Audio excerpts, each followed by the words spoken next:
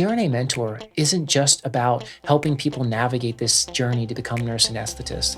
It's about planting the seed of what's special about them, of how they can impact this profession in the future. And together, we are going to move this entire profession forward. Welcome, everyone, to the first episode of CRNA Mentor. This podcast is a part of the CRNA Mentor brand, and it's meant to serve as yet another resource to help aspiring CRNAs navigate their journey. Now, in this episode, we're going to talk a lot about CRNA Mentor, why I built this platform. We'll talk about the history of this mentorship program, some of my personal background, as well as some of the resources I built out for CRNA Mentor, and my overall goals for where I want CRNA Mentor to go in the future. So let's start with why I built this platform in the first place. I really thought that there was a space for this where we needed to inspire, to motivate, and to mentor the future of this profession. And from looking at the inspirational side of things, I really saw on social media this opportunity to maybe touch base with people and be the first person that these individuals are interacting with that is a CRNA, that is part of this profession. So I got this idea of making TikTok videos, just short little clips about how to improve your chances of getting into school, what parts of this journey you should value. And I started posting clips and catered them really for anybody who maybe is graduating high school and not sure about where they want to go in terms of a profession, to nursing students who are, exploring the field of nursing and seeing what resonates with them. And then finally, maybe to nurses that are looking maybe to pivot into anesthesia. So that inspirational side of things is a big focus of CRNA Mentor, is kind of being that first touch point with this profession.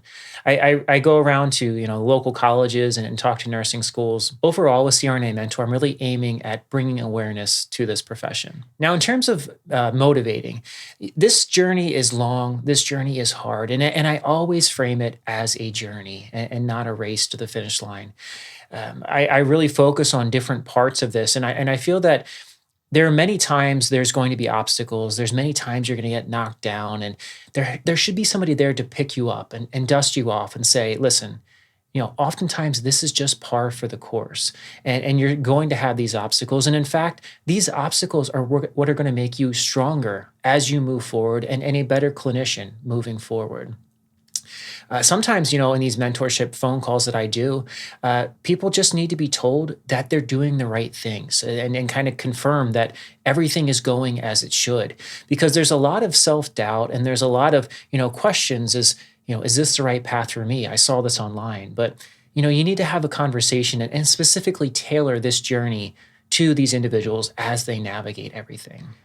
And finally, the role of CRNA Mentor, as stated in the name, is mentorship.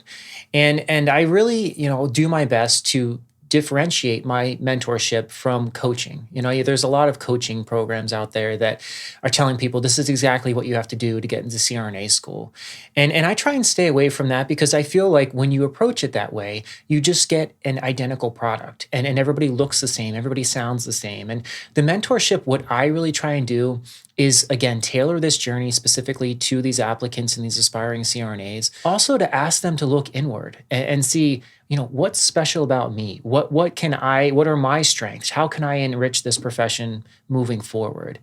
And when I had this idea to start CRNA Mentor, I really was a big advocate and still am of more clinical experience.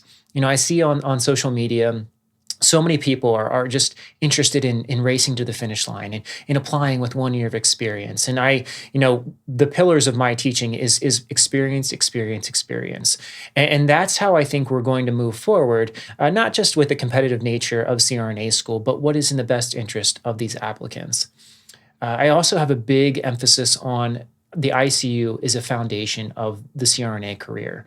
This is something I say all day, every day, and I truly believe that. It is not a stepping stone, which so many people believe it is. And my goal is to try and help you get the best experience possible by empowering you to be outspoken, to advocate for your own experience. All right, so mentorship is a huge part of CRNA Mentor. Now, let's talk a little bit about the history of CRNA Mentor. I started this whole platform back in 2023. And as I mentioned, it all just started doing TikTok videos and offering this advice to people and dialoguing with them, answering DMs and messages. And then one day I had this idea of how about I do free phone calls? I'm always looking into how to optimize and find little pockets of time for self improvement, and now to give back to the aspiring CRNAs. I drive about 35 minutes, 40 minutes back and forth to work every day. And I saw this as an opportunity to offer free phone calls for anybody across the country and even around the globe who are interested in becoming nurse anesthetist. And so I put that out there, kind of put this call to action to give me book a phone call with me if you'd like. And my first mentee officially was Justin Nicholas. And Justin, he found me on TikTok. He was in his junior year of nursing school. And I talked to him on the phone and I was so like invigorated after I got off the call with him. I know I made a TikTok video right afterwards.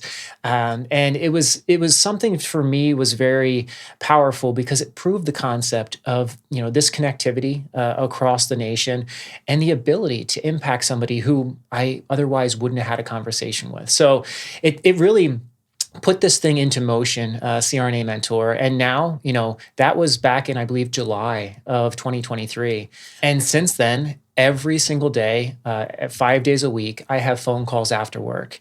And like I said, it's people across the country in various stages of this journey, from high school graduates to nursing students, ICU nurses, as well as nurse anesthesia residents who are trying to navigate a part of their journey. And this is something that's super special to me. I look forward to these phone calls every day. But to date, I've logged over 280 hours just in free phone calls on my way home from work over the last 3 years. And I look at this role at CRNA Mentor as, again, being like the point person for these individuals to interact with. I really don't feel that there should be a paywall to talk to CRNAs, to get advice on their journey. And this is something that, these phone calls are very special to me. And I do them sometimes even when I'm on vacation here, because I feel like it's so important to empower these individuals with knowledge as they're navigating this journey. Now, just a little bit about me. As you gathered from the intro, I've been a staff CRNA now for nearly 10 years. I've worked in a variety of settings, from ambulatory surgery center to a smaller kind of community hospital. And I'm primarily at this level 1 trauma center where I'm the lead clinical CRNA, the clinical coordinator at that trauma center.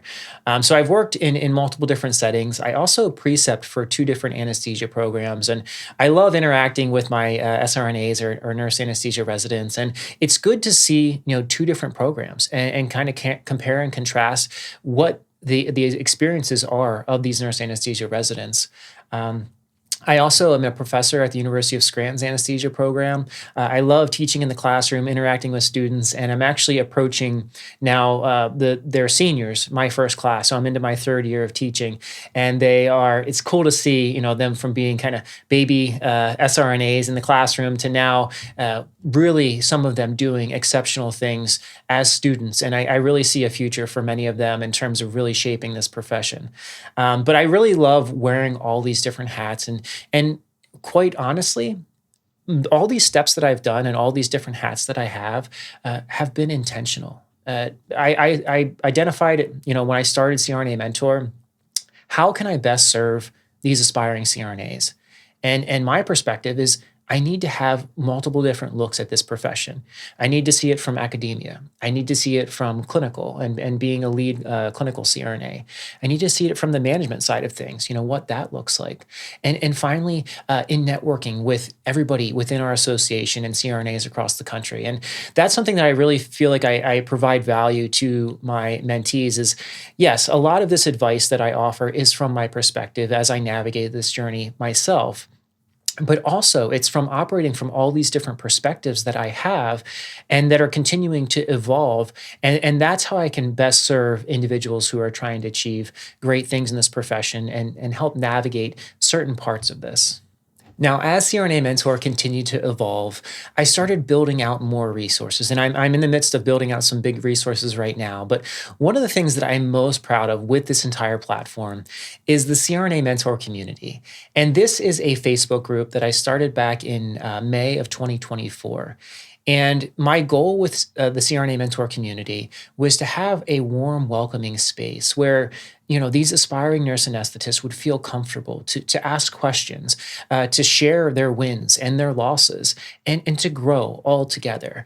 This is also an opportunity that I found for people to network. That networking is so important in trying to pursue this career path, and I saw this as an excellent opportunity to do this, not only amongst the ICU nurses, but with people who are making that transition that got into school that are within that Facebook group, as well as the CRNAs that are in this group. And one of the central teachings of the CRNA Mentor community that I've really focused hard on to instill is that you don't have to be a CRNA or even a nurse anesthesia resident to offer value to somebody who is earlier in your journey.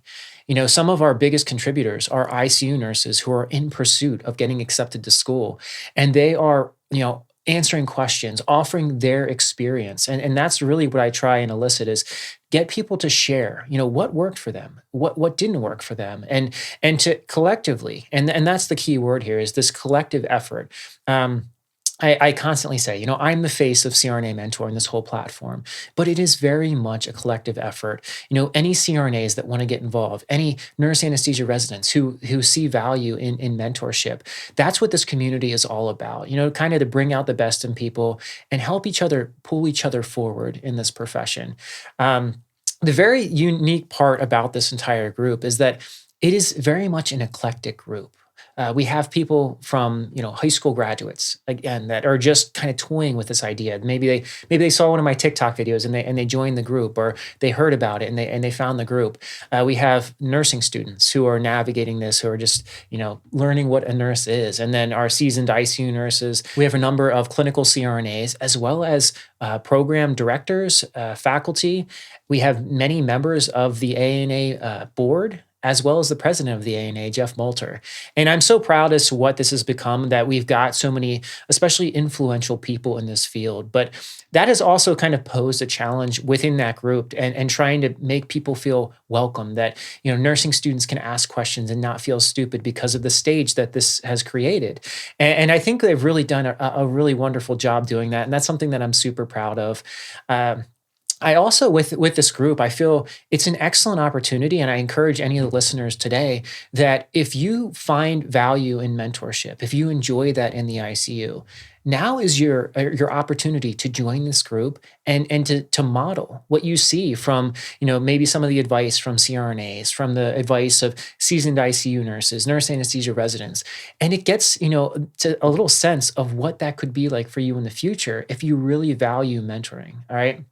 This group, I encourage not just, surface answers and blanket statements, but rather thoughtful dialogue. And that's something that I enjoy the most about this group. When I get a good question, I'm like, oh, this is a perfect question. I see all the comments back and forth. And then oftentimes I make a TikTok video on that and kind of feed it into, drawing more people into the community to answer that question. But the CRNA Mentor community has been a very special place and continues to be. So if you're interested in joining, you can find in the show notes below a link for that. Now, with this focus to build out CRNA Mentor, I made a big emphasis last year in 2025 about networking. I feel networking is so crucial for our aspiring CRNAs, and I want to practice what I preach. So I really got involved with CRNAs across the country, with our national association, the AANA, and I had this opportunity. It was late October 2024. And there was this opportunity to join the ANA through the social media ambassador program that they started. And for me, I'm like, wow, this is an excellent opportunity to not only know more about this association, but to amplify my platform and amplify the ANA at the same time. So as I got accepted with that first cohort of the social media ambassadors with the ANA, I really felt that it was my duty to understand more about this association. Now I've been part of the ANA since 2014 when I started anesthesia school, but I only had a surface understanding, I think, of the association. And as I started to network more with many of the ANA members and people on the board and stuff like that, and I made an effort to attend our conferences, and that was, like I said, a huge focus of 2025 for me. But one of the things that I saw prior to that was they started this RN APRN membership, and as I learned more about the ANA, and I saw how similar the ANA and their values and what they're trying to do for the future of anesthesia is exactly what I'm trying to do. Improve, through education, research, and leadership. I want to identify the people that are going to make a splash and make a big impact within, our profession. And that's exactly what the ANA is doing. So when I saw this RN membership come about, I'm like, wow. I caught wind of this, I think, a little bit before it dropped. So I was telling people my phone calls, I'm like, listen, there's going to be an incredible opportunity for you to become a member of the ANA and learn what anesthesia is all about. You're going to get to attend the conferences. It's going to be a great experience. And I said this time and time again on my phone calls, and occasionally I get people who are, offering thoughtful dialogue, and they're like, "Well, Tyler, I understand you want me to, join your association. I think it will be a great opportunity, but in terms of attending the conferences, I'm going to feel like a fish out of water being a nurse at an anesthesia conference." And enough people said that I'm like, I got to do something about this. I got to help. Right. And so I reached out to the ANA, and at this point I was one of the social media ambassadors. And I said, listen, I relayed all these things that these nurses are saying. And I said, if it would be okay with you, would I be able to do an RN, APRN meet and greet at the mid-year assembly in DC to kind of smooth things over, kind of offer this welcoming space, kind of an extension of the CRNA mentor community where, you can have this thoughtful dialogue. You can kind of learn what the meeting is all about. And so I pitched this to the ANA, and shout out to Jen Varhala. I appreciate you allowing me to do that. And actually, I'm doing it again this year. And so long as we're timely, it sounds like it's going to be built in to the mid-year assembly's schedule, if we can kind of be timely with our room there. But the mid-year assembly, it was an awesome experience in 2025 when I got to do this RN meet and greet. And I brought in, program director Debbie Manzola. I brought in assistant program director Dr. Richard Wilson, who's with Somnia Anesthesia, and also Matthew Thaxton, the lead lobbyist with the ANA. Each of those individuals were kind of baked into and got to speak at this RN meet and greet, which offered even more perspective. And I'm planning on doing some more things this year at mid-year assembly. That's in April. So if you are an RN interested in going, here's my little plug for that. You can join us at our RN meet and greet, and there's going to be more for you to learn there. But my association with the ANA and the networking component was huge and continues to be huge. And I think the more that I can align myself and kind of share all these similar values, which to me, I'm like, it was like, this is so amazing. As I learn more and more about the ANA, there are so many things that I didn't know. The ANA Foundation, I didn't really know what that was about. The PAC committee, I had a general understanding, but the degree at which they influence the legislation and having, Matt Thaxton, with his ear to the ground in DC all the time. Like, there's so much to learn about this association. And that's really what I'm trying to do with CRNA Mentor, is to push these nurses to learn about this, to value it and understand what this organization is all about, because it has profoundly impacted me and CRNA Mentor as well.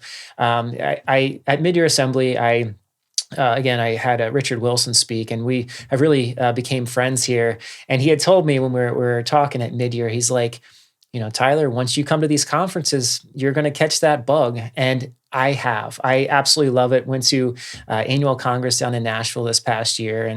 And I've been relaying this all back to the CRNA Mentor community and as part of CRNA Mentor, and helping nurses to understand this too. And the fun part is that nurses are echoing the same sentiments. They're saying, I felt so welcomed at annual Congress. I felt like I belonged. Like, all the CRNAs are so welcoming. And I just felt like this was such a special place, and I want to be part of it. Some nurses have said, I felt more welcomed at annual Congress than I did attending some critical care conferences. And they're like, that is where I want to be. And that's what this is all about, kind of connecting the dots and helping people get inspired, get motivated through the ANA. So, what are my goals for CRNA? So, the most obvious one here is helping aspiring nurse anesthetists navigate this journey by offering insights, by helping to kind of streamline their journey to maybe shave off months to years as people navigate this. Because for many individuals, this is not a linear path. And you may have some hiccups along the way. And quite honestly, expect to. And that's what I'm here for, is to help you navigate all these different parts of it. I really teach people, as I am approaching CRNA Mentor, to be intentional. Each step of this journey should be intentional. And the earlier that you can identify that this is the career path for you, the better. And I tell people all the time, you don't have to take my advice. And if you hear conflicting advice, I'm welcome to, criticism and I would love to hear about it. But the more you can be intentional about each step of this process, the more likely you will be to succeed. My advice, it stems from a lot of my personal experience. My goal to become a CRNA started in high school. So I've been working towards this goal of being a CRNA for virtually my entire adult life. So a lot of this is coming from my personal journey, from all the multiple hats that I wear, as I mentioned earlier, but also what I really try and do, like I said, is be thoughtful about this process. And I try and reverse engineer a lot of what I see now in all these different roles that I'm in and apply it to various parts of this journey, to, even high school, to nursing school. And I think as I come up with more frameworks and different ways to kind of reverse engineer this, I think there's only better ways to eventually position yourself to succeed in this journey if you keep these things in the forefront of your mind. And again, to streamline this entire process. Now, as I've built out these resources within CRNA Mentor, like the CRNA Mentor community, I've gotten feedback. And one of the statements that I got, and questions rather, was, Tyler, I really appreciate what you're doing for aspiring nurse anesthetists, but aren't you making CRNA school more competitive? I go, ding, ding, ding. Yes, you're exactly right. I am making CRNA school more competitive. And I get it. Each year it gets more and more competitive. But I started out with this vision to, make applicants better by valuing their critical care experience, by not applying to CRNA school with 1 year of experience. I operate from this perspective that I truly believe that nobody should get accepted to CRNA school with just 1 year of experience. I don't care if you have over maybe 160 IQ. It doesn't matter. It's a matter of getting the reps in the ICU, of being put in certain situations, of making mistakes, of developing into a leader. Now, sometimes when I say this on my phone calls, I have people say, well, I'm doing charge nurse with a year of experience. And I say to those people, well, what does that tell me about your unit? Does that mean you were precepted by somebody who had 6 months experience?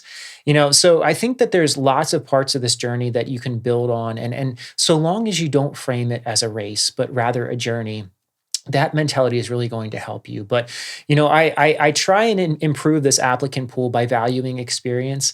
I also, the leadership component, I think, goes without saying. It is crucial to be a leader in the ICU before you apply to CRNA school. And another goal of the CRNA Mentor platform is to identify the future leaders of our profession, the leaders that are going to lead in education, advocacy, research. This is something that I feel like I can identify these individuals early, maybe even as nurses, all these things that they're trying to do, maybe to build their resume. And I see, as they offer what is unique about them, I really dial into that. And I encourage them to explore those avenues and attend the meetings and really, find these individuals within the ANA that are the leaders that then they can model and they can find these role models. And that's what's so special about this is really, how are they going to impact this CRNA profession? And that's oftentimes what I ask. I had this light bulb moment when I was writing my presentation for mid-year assembly. I was in my office and I was really kind of stewing over the details. And all of a sudden I'm like, that's it. I come running out of my office and go to my wife. I said, Sue, CRNA Mentor isn't just about helping people navigate this journey to become nurse anesthetist. It's about planting the seed of what's special about them, of how they can impact this profession in the future. And together, we are going to move this entire profession forward together. And so now CRNA has morphed not only into helping people, but to really questioning, and it doesn't have to be written in concrete, but what are your goals after being a CRNA? And sometimes, especially if I'm talking to nursing students, if I'm talking to, ICU nurses who are still on orientation, it seems like so far out. But now is the time to explore those things. Now is the time to put yourself in the position to learn. And if something kind of catches your eye, if you go to one of these conferences and you just get that spark from many of the leaders within our association, then you can really dial it in. And that, in my opinion, makes you special as an applicant because you keyed into that specific detail of what your strengths is and how you can improve this profession in the future. And finally, one of the big goals of CRNA Mentor is to impact the nurse anesthesia profession. This profession has given so much to me, and I'm at the stage of my career, the stage of my life, where I want to pour everything back into making this profession better and brighter for the future. I mentioned multiple times about all the different hats that I wear, and I love academia. I love clinicals. I love, this mentorship. But as I frame things and try and look to where I'm going in the future and where CRNA Mentor is going in the future, I look at each of these things and I look at, okay, this hat, how is this making an impact? How many lives am I going to touch? How am I going to impact the nurse anesthesia profession? And that has really keyed me in on what is the most important thing here, which is CRNA mentorship. That is how I'm going to make the biggest impact in this profession, by bringing in good clinicians as applicants, by inspiring people to go into this field, by forming this ability to network and connect people with my role models within the ANA that have done so many amazing things and need to be kind of more on the stage in the eyes of these aspiring nurse anesthetists. That is my role. And that is largely what I want to do with the CRNA Mentor Podcast, is to bring these individuals that I've connected with that can serve you, that are going to be that spark that you need. Maybe it's going to be something that really resonates with you. And you're like, I want to be like Tracy Young. I want to be like Sharon Pierce or Drew Riddle. Those are the people that I want to be like, right? And that's what this podcast is all about, is connecting you with those people that are doing such great things for this profession. And then you can see yourself in that and move forward with it and make an impact yourself. All right, so that's what this podcast is all about. I want to thank you all for tuning in today. I hope you enjoyed the first episode of the CRNA Mentor Podcast. We're going to have some other individuals come on to offer perspective through various parts of this journey. We're going to bring in some leaders within the ANA and offer different resources that you might not be thinking about that could actually really help you in this journey. Again, I want to thank you for tuning into this week's episode, and I want to help you start your week off right with CRNA Mentor Monday. See how I did that? That way it'll stick in your mind a little bit. But every week on Monday, I'll be dropping a brand new episode to help you navigate your journey and become a nurse anesthetist. See you next week.